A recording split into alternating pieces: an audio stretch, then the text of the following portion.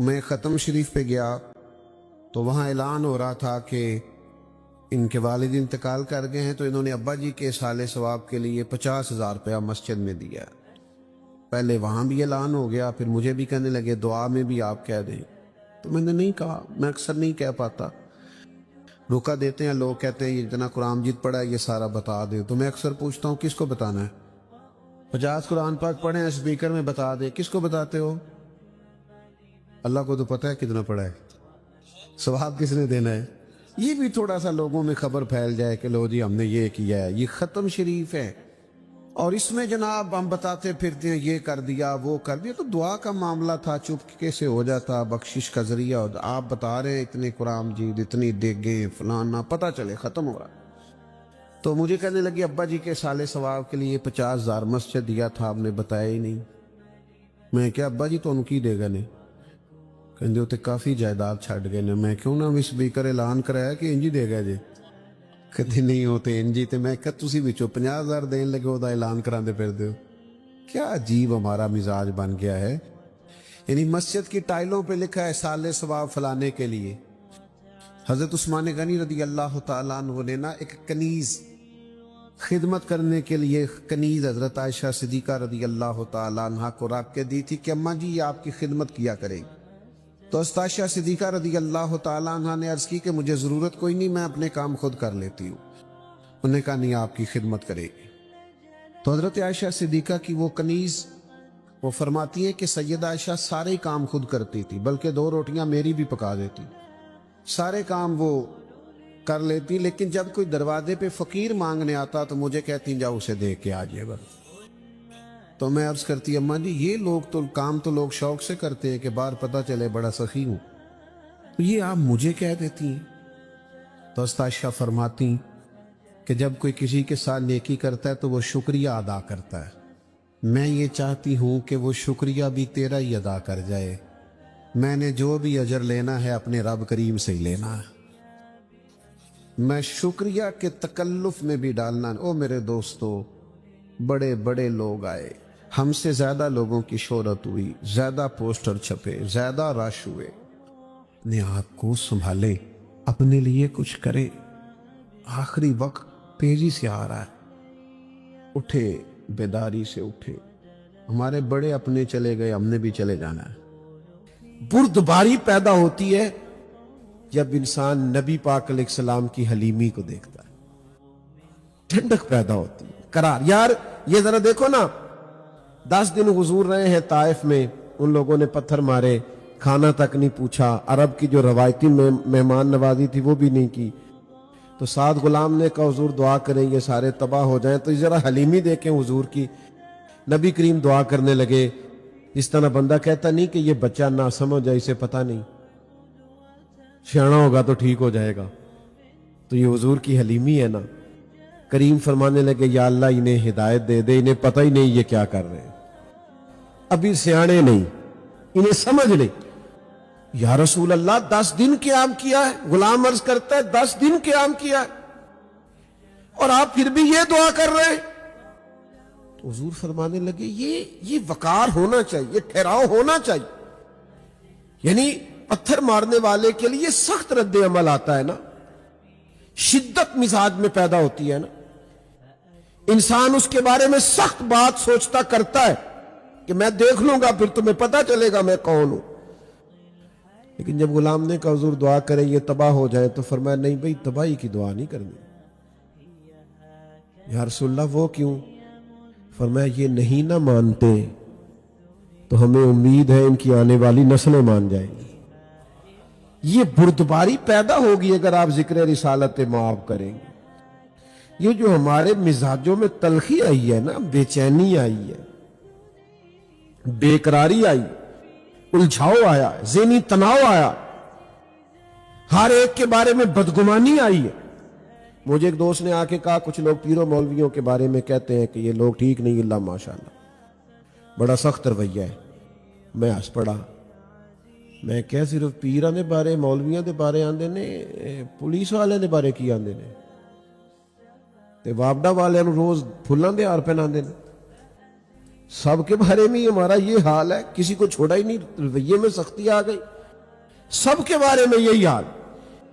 تو جب آپ ذکر رسالت معاب کریں گے تو نرمی آئے، فضا میں اطمینان پیدا ہوگا۔ جب نبی پاک علیہ السلام کی سیرت مبارکہ، اوصاف مبارکہ، فضائل، خصائل، شمائل یہ آپ بیان کریں گے تو آپ خود محسوس کریں گے کہ آپ کی سیرت کی تعمیر ہو رہی، آپ کی شخصیت کی تعمیر ہو رہی، آپ کے اندر نکھار آ رہا، آپ محسوس کریں گے کہ آپ کی روح آہستہ آہستہ پرواز کر رہی ہے۔ لیکن وہ صرف اور صرف حضور کی سیرت سے ہوگا، اس کے علاوہ ممکن نہیں ہے۔ خلاف پیمبر کسے راہ گزی، حضور علیہ السلام کا رستہ چھوڑ کے دوسرا کوئی رستہ مل سکتا نہیں ہے۔ تو میرے عزیز، ہر موقع پر حضور کا ذکر کریں، کرتے ہیں ہم حضور کا ذکر، پر کلاں والے دن، 10ویں والے دن ناراض ہو گئے ہو، مہندی والے دن کدا ذکر کر دے ہو، برات والے دن بڑے بڑے حاجی نمازی اللہ ماشاءاللہ،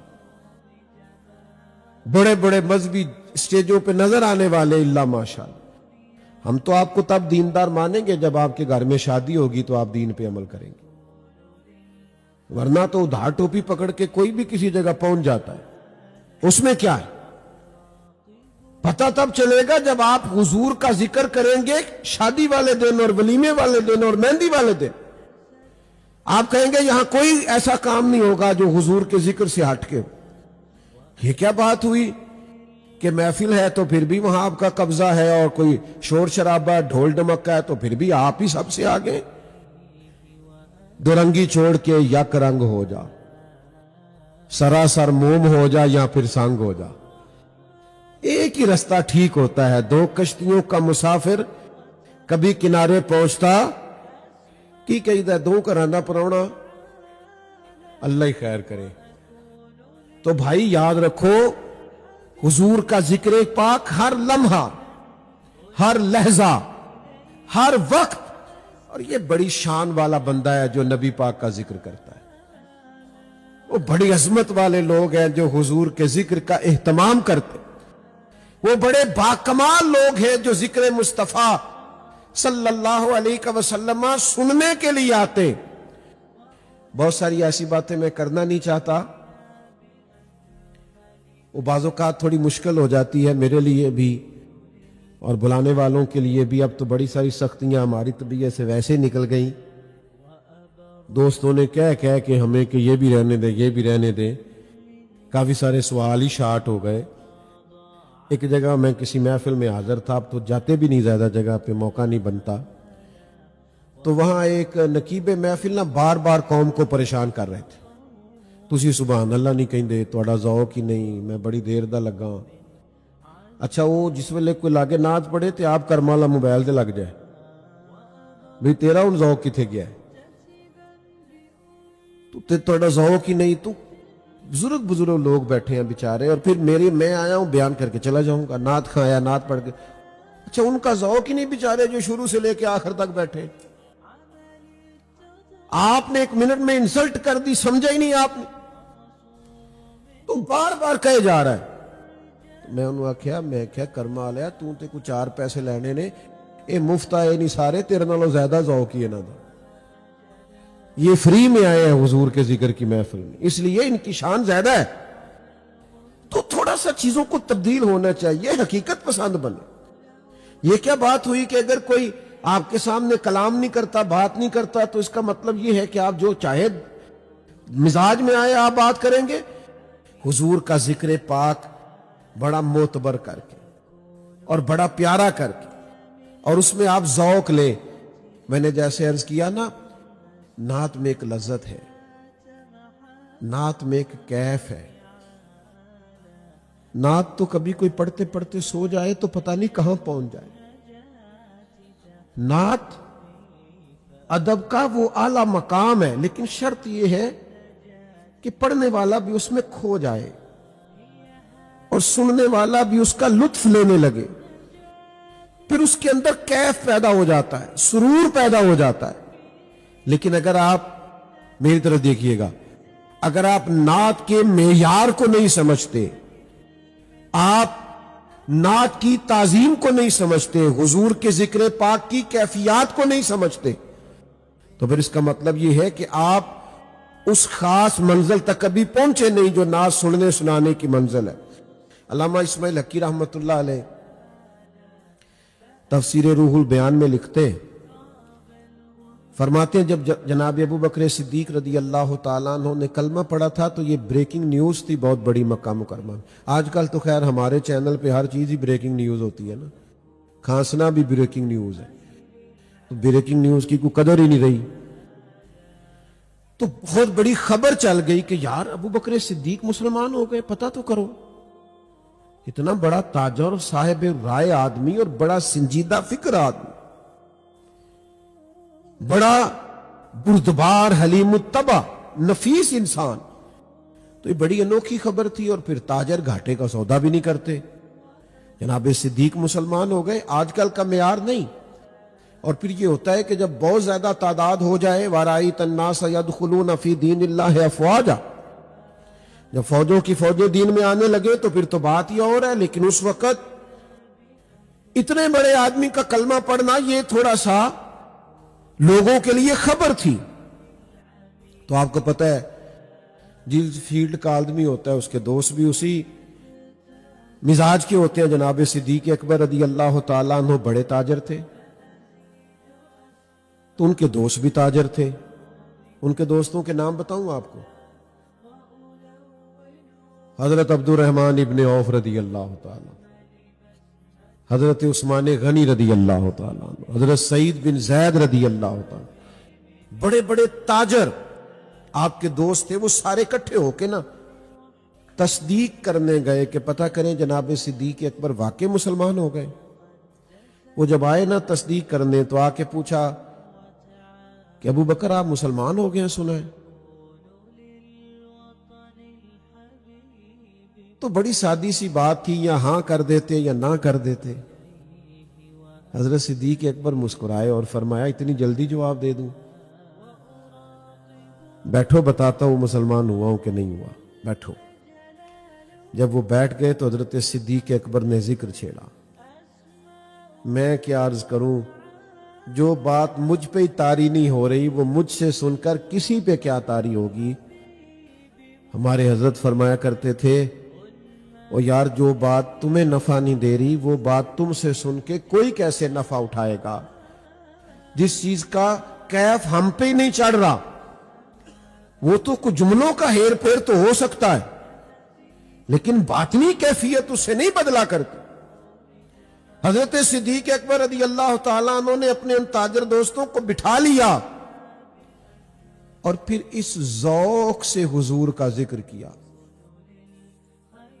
کبھی حضور کے مقدس اخلاق کی بات کی، کبھی معاف کر دینے کی بات کی، کبھی نبی پاک علیہ السلام کے مشن کی وسعت کی بات کی، کبھی حضور کی تعلیمات میں جو صلہ رحمی ہے، جو پڑوسیوں کے حقوق ہیں، جو اولاد کی تربیت،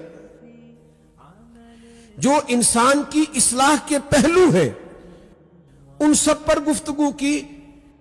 اس ذوق سے حضرت صدیق اکبر نے بات کی، اس ذوق سے بات کی کہ وہ جو صرف پتہ کرنے آئے تھے نا کہ مسلمان ہوئے ہیں کہ نہیں ہوئے، وہ کہنے لگے ہمیں بھی لے جائیں، ہم نے بھی حضور کا کلمہ پڑھنا ہے۔ میں ویسے ساری تقریر بغیر نعروں کے کر لیتا ہوں، انشاءاللہ نہ داد نہ امداد، آپ خالی سنیں۔ عزیز دوست، آپ دین کی کوئی بات بھی جب تک وہ آپ پر طاری نہیں نہ ہوگی، اتأمرون الناس بالبر وتنسون انفسکم، لوگوں کو بھلائی کا حکم دیتے ہو اپنے آپ کو بھول جاتے ہو۔ جب تک کوئی چیز آپ پر طاری نہیں ہوگی، آپ کا رویہ پھر کسی جگہ پہ دفاعی تو ہوگا، لیکن آپ اس طرح سے اس کام کو بتا نہیں سکیں گے۔ تو کیف لیں حضور کے ذکر پاک کا، سیرت مبارکہ کو پڑھیں تو اس کا پورا سرور حاصل کر۔ اور ایک اور بات بھی آپ سے عرض کروں، جس طرح سارے ذکر ہوتے ہیں نا، ساری تقریریں ہوتی ہیں، ساری محفلیں ہوتی ہیں، حضور کا ذکر اس طرح نہیں ہے، اس کی تعظیم ہے، اس کی توقیر ہے. یہ تھوڑا سا ہٹ کے ہے, اس کے لیے حکمت کی ضرورت ہے, دانائی کی. بغیر تدبر کے یہ کام نہیں کریں. کچھ لوگ کہتے ہیں جی میں سچ بولتا ہوں, تو بعض لوگوں کو برا لگ جاتا ہے. سچ کبھی بھی برا نہیں ہوتا, بعض لوگوں کا لہجہ برا ہوتا ہے. دنیا میں سب سے زیادہ سچ حضور نے بولا ہے, اور اتنا پیارا کر کے بولا ہے کہ روحوں تک اتر گیا. تو آپ اپنے لہجے کو درست کریں. یہ کیا بات ہوئی کہ سچ کڑوا ہوتا ہے؟ سچ تو بڑا میٹھا ہوتا ہے. وہ تو بندہ رات کو بھی سوچتا ہے کہ بندہ کہے تو ٹھیک رہا تھا, اسی وقت ضمیر کے ساتھ وہ بات ٹیلی کر جاتی ہے, ٹھیک کہہ رہا ہے. تو میرے عزیز, تھوڑا سا اس میں تعظیم, توقیر. کسی جگہ حضور نے نہیں فرمایا کہ میری کوئی حدیث تم نے لکھنی ہے تو پہلے تم نے 2 رکعت نماز نفل پڑھنی ہے. نہیں کہا سرکار نے. پہلے وضو کرنا, غسل کرنا, نیا لباس پہننا یا دھلا ہوا پہننا, حضور نے یہ تاکید نہیں کی. لیکن امام بخاری رحمت اللہ علیہ نے جب بھی حضور کی کوئی حدیث لکھی ہے پہلے 2 رکعت نماز نفل ادا کی. پہلے آپ نے لباس بدلا ہے, اس کو خوشبو لگائی ہے, وضو فرمایا ہے. کیوں؟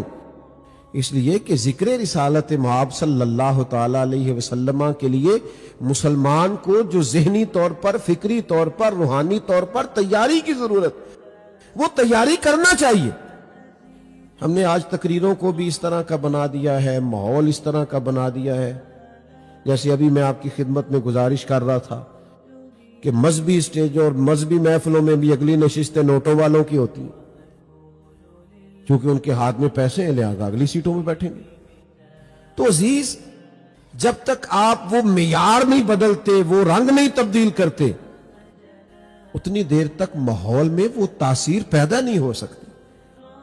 اسلام نے پابندی لگائی ہے کہ بغیر وضو کے نماز ہو سکتی نہیں ہے. اس کے اوقات رکھے ہیں, ہمیں نظم و ضبط کا پابند کیا. ایک شخص کہتا میرا دل کر رہا ہے میں رات کو 2 بجے فجر پڑھوں, تو اس کی نہیں ہوگی. کتابم موقوتا, مقررہ وقت پہ نماز ہو. تو ذکر رسالت مآب صلی اللہ تعالی علیہ وسلم کا جو ادب ہے اس کو ذرا سمجھیے گا. حکمت سے, دانائی سے, تدبر سے, فہم و فراست سے اس ذکر کو آگے روایت کرنے کی ضرورت ہے. 2 بھائی ہیں, مثال دے رہا ہوں, 2 بھائی ہیں سگے, ایک بڑا ہے ایک چھوٹا ہے, لیکن چھوٹے کی تعلیم زیادہ ہے. اس نے اچھی ڈگریاں حاصل کی ہیں, اعلیٰ معیار کی تعلیم پائی ہے, ماسٹر کیا اچھے نمبرز میں, پھر اس نے ایم فل کیا, پھر اس نے پی ایچ ڈی کر لی, پھر اس نے کچھ اور مزید رسوخ پیدا کیا, تحقیق, ریسرچ کی, آگے بڑھا. لیکن بڑے ہونے کے باوجود زیادہ پڑھ نہیں سکا, اگرچہ بڑا ہے. پھر چھوٹے کی تعلیم زیادہ تھی تو اس کو نوکری بھی بڑی اعلیٰ ملی, اور پھر اس کے پاس وسائل بھی زیادہ ہوئے اور گاڑی بھی اچھی ملی. اب دونوں بھائی ایک دن گاؤں آئے ہوئے تھے واپس, یا جہاں رہتے تھے یا ویسے کسی مقام پہ موجود تھے. تو ایک بندے نے ان سے پوچھا تم میں سے بڑا کون ہے؟ تو اس نے تعلیم پوچھی ہے کہ عمر پوچھی ہے؟ جلدی بتائیے. اس نے پیسے پوچھے ہیں کہ عمر؟ بھئی آپ دونوں میں سے سادی سی بات ہے, اس نے عمر پوچھی ہے. یہ عمر ہی پوچھی جاتی ہے, اس میں نہ رتبہ پوچھا جاتا ہے, نہ عہدہ پوچھا جاتا ہے, نہ منصب اور وسائل پوچھے جاتے. لیکن جب بات ہو نا حضور کے ذکر پاک کی, پھر رویہ بدل جاتا ہے.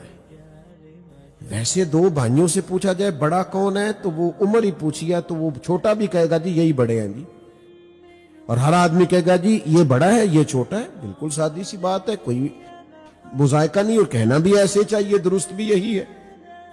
لیکن جب حضور کے ذکر کی بات آئے گی تو انداز ذرا بدلے گا.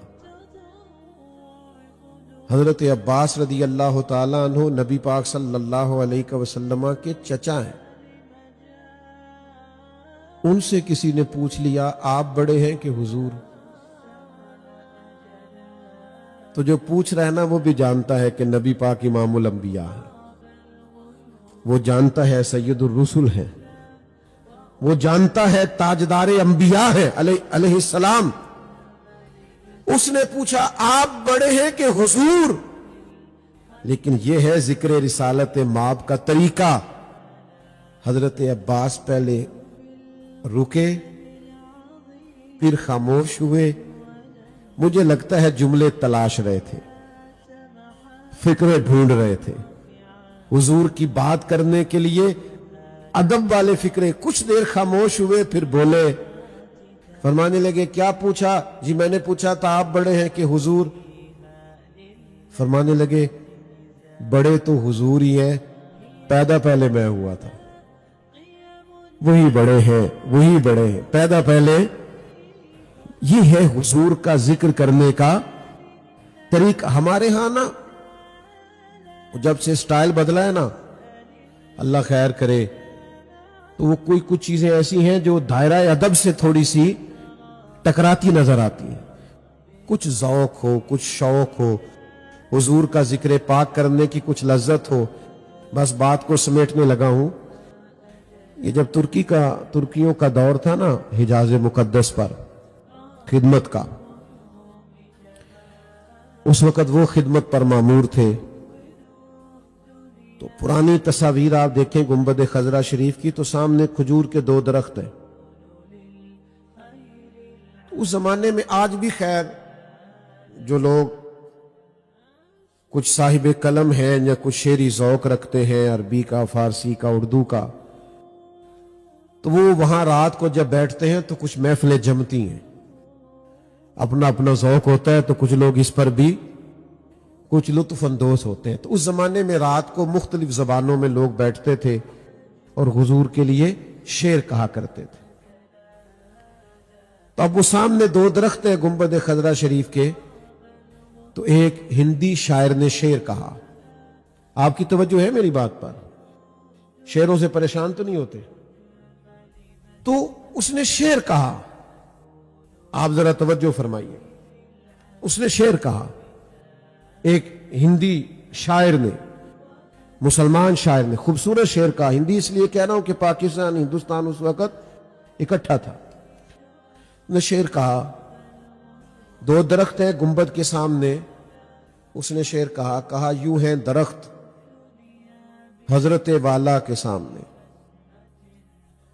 گویا مجنو کھڑے ہیں خیمہ لیلا کے سامنے. جس طرح خیمہ لیلا کو سامنے مجنو کھڑے ہو، ایسے 2 درخت ہیں حضور کے سامنے. تو اعلیٰ حضرت بریلوی رحمت اللہ علیہ موجود تھے اس محفل میں. فرمانے لگے مزہ نہیں آیا آپ کے شعر کا. آپ نے نبی پاک کے گنبد کو لیلا کے خیمے سے تشبیہ دی. کوئی ملتی جلتی بات کریں، معاذ اللہ، یہ کیا آپ نے کہا؟ کوئی لطف نہیں آیا. تو وہ آدمی جانتا نہیں تھا، کہنے لگا بات کرنا تو آسان ہے، شعر کہنا ذرا مشکل ہے. شعر کہنا ذرا مشکل ہے. فرمانے لگے اگر آپ کہیں تو کہہ دیتے ہیں، اگر آپ کہیں تو. اعلیٰ حضرت بریلوی کے ایک چھوٹے بھائی ہیں مولانا حسن رضا. مولانا حسن رضا بھی داغ دہلوی کے شاگرد ہیں، اور ڈاکٹر اقبال بھی داغ دہلوی کے شاگرد. تو ہر آدمی کا اپنا ذوق ہوتا ہے نا. تو داغ دہلوی شاعر تھے، اردو ادب اچھا جانتے تھے. تو انہوں نے مولانا حسن رضا کی ڈائری میں اعلیٰ حضرت کی کچھ نعتیں دیکھی، تو کہنے لگے یار یہ مولوی ہو کے اتنا اچھا شعر کہتا ہے. میں نے آپ کو کہا نا کچھ لوگ کہتے ہیں کہ ہمارے مولویوں کے بارے میں خیالات ٹھیک نہیں. تو میں نے کہا مولویوں کے بھی کئی لوگوں کے بارے میں خیال ٹھیک نہیں. ہم سارے ہی لڑ رہے ہیں ایک دوسرے سے. یہی رویہ ہے پوری دنیا میں. تو ہم دام برسرے مطلب کہ مولوی ہو کے اتنا اچھا شعر کہتا ہے. اور اردو ادب میں کوئی تازہ کلام لکھ کے لانا، لکھوا کے لانا. تو اعلیٰ حضرت کی خدمت میں مولانا حسن رضا نے کہا. تو فاضل بریلوی کا طریقہ تھا کہ دیر تک درود و سلام پڑھتے تھے اور پھر اس کے بعد نعت کہتے تھے. تو پھر اعلیٰ حضرت نے یہ نعت کہی، ان کی مہک نے دل کے غنچے کھلا دیے. یہ اس پر غور کریں. ان کی مہک نے دل کے، وہ جس راہ چل دیے ہیں کوچے بسا دیے. یعنی حضور گزر جائیں تو بستیاں آباد ہو جاتی. ان کے نثار کوئی کیسے ہی رنج، کوئی کیسے ہی اگر آپ شعری ذوق کو سمجھتے ہیں تو ملاحظہ کیجئے گا، کوئی ہو اور غم کوئی بھی ہو، بندہ کوئی ہو، غم ان کے نثار کوئی کیسے ہی رنج میں ہو، وہ جب یاد آ گئے ہیں سب غم بھلا دیے۔ تو یہ شعر اس ترتیب سے اعلیٰ حضرت رحمت اللہ نے لکھے۔ تو ابھی مقطع اس کو کہتے ہیں جس میں شاعر کا نام بھی یا تخلص بھی آتا۔ ابھی مقطع کہنا تھا کہ ٹرین آ گئی، مولانا ڈائری پکڑی اور دلی چلے گئے۔ تو داغ دلوی نے جب یہ کلام کا حسن دیکھا اور بہار دیکھا، بس میں اپنی بات کو مکمل، یہ چیزیں اوپر نیچے ہو جاتی ہیں، اتنے پریشان نہ ہوا کریں، شکر کرو بتی نہیں گئی، اتنی دیر ہو گئی تو یہ تو آ گیا، ٹھیک ہو گیا، اللہ خیر کرے۔ ویسے بھی دل کے لیے موت ہے مشینوں کی حکومت، احساس مروت کو کچل دیتے ہیں آلات، یہ اقبال نے کہا۔ آمدام برسر مطلب، وہ جب اس کے پاس وہ ڈائری پہنچی جس میں یہ نعت لکھی تھی، تو پھر آخری اس نے کہا کہ مولانا سے کہنا کہ اس میں نا پھر مقطع میرا لکھا ہوا شامل کر لیں۔ ان کی مہک نے دل کے غنچے کھلا دیے ہیں، جس راہ چل دیے ہیں، اس نے کہا مقطع میرا لکھ لیں کہ ملک سخن کی شاہی تم کو رضا مسلم، تم تو جس راہ چل دیے ہو سکے بٹھا دیے۔ تو کمال ہوتا ہے کہ آپ اپنے علم و فن کے ساتھ تبلیغ دین و ذکر رسالت مآب صلی اللہ تعالی علیہ وسلم میں مشغول ہو جائیں، یہ کمال۔ تو خیر بات کو سمیٹنے لگا ہوں۔ ان سے جب کہا گیا نا کہ یہ شعر آپ نے کیا کہا، کہ درخت کھڑے ہیں خیمہ لیلا کے سامنے، تو کہنے لگا آپ کہہ دیجئے۔ تو پھر اعلیٰ حضرت نے شعر کہا، فرمایا یوں ہے درخت حضرت والا کے سامنے، یوں ہے درخت حضرت والا کے۔ آج کل نا بے ادبوں کا بڑا زور ہے، اور جو بدتمیز ہوتے ہیں لوگ ان کو بڑا اسکالر سمجھتے ہیں، وہ سمجھتے ہیں چونکہ توہین کرتا ہے 10-15 لوگوں کی، لہذا بڑا آدمی۔ تو یہ بڑی بڑی مصیبت ہے۔ لیکن ادب والے لوگ جو تھے ان کا معیار اور سٹیٹس کیا ہے؟ فرمایا یوں ہے درخت حضرت والا کے سامنے، گویا قدسی کھڑے ہیں عرش معلا کے سامنے۔ تو عزیز اب تھوڑا سا اللہ جل تھوڑا سا مزاج کو بدلنے کی ضرورت ہے۔